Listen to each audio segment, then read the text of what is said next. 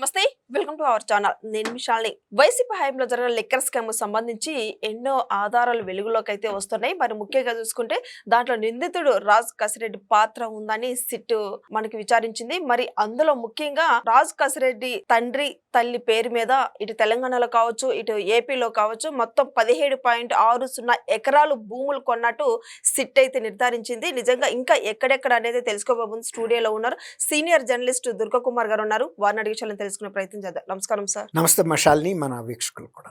Sir, ఈ మద్యం కుంభకోణం ముడుపులతో ఇప్పుడు రాజ్ కసిరెడ్డి తండ్రి తల్లి పేరు మీద మొత్తం కలిసి 17.60 ఎకరాలు కొన్నట్టు సిట్టు నిర్ధారించింది. ఇంకా ఇంకా ఎక్కడెక్కడ ఇంకా వీళ్ళు ఈ రాజ్ కసిరెడ్డి కాకుండా ఇంకా ఎంతమంది ఉన్నారు సార్ ఇలా అంటే ఏం చెప్తారు సార్? ఇప్పుడు మీరు అన్నట్టు ఈ లిక్కర్ కుంభకోణం అనేది సముద్రం లోతు, ఈ కుంభకోణం లోతు ఎవరో చెప్పలేని పరిస్థితికి వచ్చిందమ్మా. సగటున ఈ కుంభకోణంలో భాగస్వాములైన ఎవరికైనా కూడా దాదాపు ఒక 350 కోట్ల రూపాయలు ముట్టిందనేది ఒక సగటు అంచనా. ఇక పెద్దాళ్ళకి ఇంకా పెద్ద మొత్తాల్లో ముట్టి ఉంటాయి. ఇప్పుడు 3500 కోట్ల రూపాయలు విదేశాలకి పంపించారనేది ఈడీ, కేంద్ర ఎన్ఫోర్స్మెంట్ డైరెక్టరేట్ కూడా గుర్తించింది. అవును. ఇప్పుడు రాజ్ కసిరెడ్డి ఇందులో చాలా కీలకమైన వ్యక్తి. ఈయన వరంగల్ జిల్లాకు చెందిన వ్యక్తి సహజంగా. అయితే ఏంటంటే ఇతను జగన్మోహన్ రెడ్డి గారి కుటుంబంలో ఒక మహిళని ప్రేమించి అమెరికాలో పెళ్లి చేసుకోవటం వలన జగన్మోహన్ రెడ్డి గారి కుటుంబానికి మొదట్లో కొన్ని అపోహలు ఉన్నా, ఇష్టం లేకపోయినా తర్వాత బాగా దగ్గరయ్యారు. దాంతో ఆయన ఈయన్ని సాంకేతిక సలహాదారుగా, కంప్యూటర్స్ ఐటీ సలహాదారు పెట్టుకున్నాడు. ఐటీ సలహాదారుగా కన్నా కూడా అతను అక్కడ ఆయన ఐటీ అభివృద్ధి చేసే ఉద్దేశం ఆ ప్రభుత్వానికి లేదు కాబట్టి ముఖ్యంగా లిక్కర్ అనేది ప్రధానమైన ఆదాయ వనరుగా, అంటే పార్టీకి జగన్మోహన్ రెడ్డి గారు వ్యక్తిగతంగాను మార్చుకోవాలన్న ఉద్దేశంతో గతంలో ఉన్న ఒక పారదర్శకమైన మద్యం విధానాన్ని మార్చి వీళ్ళకి ఎట్లా అనుకూలంగా ఉంటే అట్లా చేయాలనేది విజయసాయి రెడ్డి గారి కన్వీనర్గా, అంటే డైరెక్షన్లో వాళ్ళ ఇంట్లో 2 సార్లు ఈ అతి ముఖ్యమైనటువంటి కోటరీ సభ్యులు సమావేశం అయ్యారు. అందులో ఈయన్ని ఒక కింగ్ పిన్ గా పెట్టారు. ఈయన నంబర్ 1 అక్యూజ్డ్గా ఉన్నాడు. ఇప్పుడు జైల్లోనే కూడా ఉన్నాడు. మిగిలిన వాళ్ళకి బెయిల్ వచ్చినా ఈయనకి రాలేదు. సుప్రీంకోర్టుకి వెళ్తే కూడా వాళ్ళు అంటే వ్యంగ్యంగా, అంటే న్యాయమూర్తులు కూడా ఆ కేసు తీవ్రతని అర్థం చేసుకుని నేను ఏదో 4 నెలల నుంచి జైల్లో ఉన్నానంటే అప్పుడే అయిపోయిందా, మీ అన్ని పెద్ద 100 కోట్ల రూపాయలు తినేసిన విషయంలో అన్నట్టుగా వ్యాఖ్యానించారు. అంటే నువ్వు చేసిన కుంభకోణానికి ఇప్పుడు జైల్లో ఉన్నదానికి ఏం పెద్ద విషయం ఏం కాదు, ఇంకా ఉన్న తప్పు లేదన్నట్టుగా పరోక్షంగా వ్యాఖ్యానించారు. ఈయన చాలా బినామీ ఆస్తులు హైదరాబాద్లో కూడా కొన్నాడు. మరీ ముఖ్యంగా కోకాపేట లాంటి బాగా కాస్ట్లీ ప్లేసెస్లో విల్లాసు, ఇవన్నీ అపార్ట్మెంట్స్, స్థలాల్లో కూడా కొన్నాడు. అయితే ఏంటంటే ఇవన్నీ ఆయన సొంత పేరు మీద కొనుక్కోడు కాబట్టి బినామీ పేర్ల మీద ఉన్నట్టు చాలా సర్క్యులేషన్లో ఉన్నాయి వాళ్ళ బంధువర్గాల్లోనే.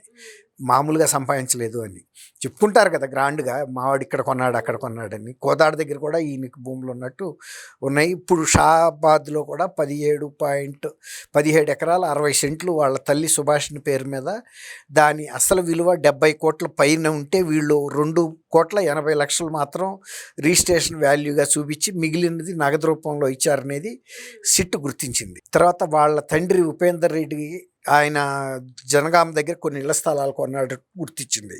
అలా యాక్చువల్గా గత కొంతకాలం క్రితం, అంటే ఈయన రాజ్ కసిరెడ్డి చిన్నప్పుడు వాళ్ళు కృష్ణానగర్లోనే హైదరాబాద్లో వాళ్ళకి ఒక చిన్న ప్రొవిజన్ షాప్ ఉండేదని చెప్తారు. తర్వాత సిమెంట్ కొట్టేదో పెట్టారు. అయితే ఇప్పుడు వాళ్ళకి ఎన్ని 100 కోట్లు ఉన్నాయో కూడా తెలియని పరిస్థితి. ఈ కనీసం సొంత తల్లి తండ్రి అంటే ఉపేందర్ రెడ్డి గారి మీద సుభాషిణి పేరు మీద ఉన్న ఆస్తులు కాబట్టి వీళ్ళు ఐడెంటిఫై చేయగలిగారు. వాళ్ళకి ఉన్న ఆదాయ మార్గాల ద్వారా ఇంత పెద్ద పెట్టుబడులు అయితే పెట్టే పరిస్థితి లేదనేది కూడా తెలుస్తుంది. కాబట్టి ఇది ఈ లిక్కర్ నుంచి వచ్చిన డబ్బుని తల్లిదండ్రి పేరు మీద ఇతర బినామీలతో పాటు పెట్టాడు. వీటిని గుర్తించారు. ఇప్పుడు వీటిని స్వాధీనం చేసుకోవటానికి కూడా వీళ్ళు ఏసీబీ కోర్టులో ఒక పిటిషన్ దాఖలు చేయాల్సి ఉంటుంది సిట్. దానికి కేంద్ర హోంశాఖ కార్యదర్శి విశ్వజిత్ కూడా అనుమతి ఇచ్చారు సిట్కి. అంటే మీరు పిటిషన్ వేయండి అని. అంటే ఇది ఈయన హోమ్ సెక్రటరీ అంటే అన్ని పోలీసు విభాగాలు కూడా హోమ్ సెక్రటరీ పర్యవేక్షణలో పనిచేస్తాయి. లా అండ్ ఆర్డర్ కానీ, సిట్ కానీ, ఏసీబీ కానీ అన్నీ కూడా. కాబట్టి ఒక ఫార్మల్గా పర్మిషను ఇప్పుడు బినామీ ఆస్తులు స్వాధీనం చేసుకోవాలంటే ఏసీబీ కోర్టు, ఏ కోర్టు అయితే ఈ విచారణ జరుగుతుందో ఆ కోర్టు ముందు వీళ్ళు ఒక పిటిషన్ వేస్తే ఆ కోర్టు అందులో ఉన్న వాస్తవాలు పరిశీలించి తల్లిదండ్రి ద్వారా ఈ పేర్ల మీద ఉన్నాయి కదా, వీళ్ళు ఎట్లా కొన్నారు, వీళ్ళకి ఏమైనా ఇన్కమ్ సోర్స్ ఉందా లేదా అని, తర్వాత ఎప్పుడు కొన్నారు, అది ఇది ఒకేసారి జరిగినాయి, ఆ కుంభకోణం జరిగిన టైంలో కొన్నారా లేకపోతే అంతకుముందే కొన్నారా, ఈయన ఐటీ సలహాదారుగా నియమితం కాకముందే కొన్నారనుకోండి అప్పుడు ఇది వర్తించదు. కాబట్టి ఇవన్నిటిని కూడా ఏసీబీ కోర్టు పరిశీలిస్తుంది. కాబట్టి విశ్వజిత్ గారు కూడా పర్మిషన్ ఇచ్చినప్పుడు ఇక వీళ్ళు పిటిషన్ వేయటమే ఆలస్యమే. వేసిన తర్వాత దాని మీద ఏసీబీ కోర్టు కూడా సహజంగా ఇప్పటికే చాలా 422 కోట్లు ఇప్పటికే స్వాధీనం చేసుకున్నారు ఇందులో రకరకాల వ్యక్తుల దగ్గర నుంచి. ఇప్పుడు ఇది కూడా అవుతుంది.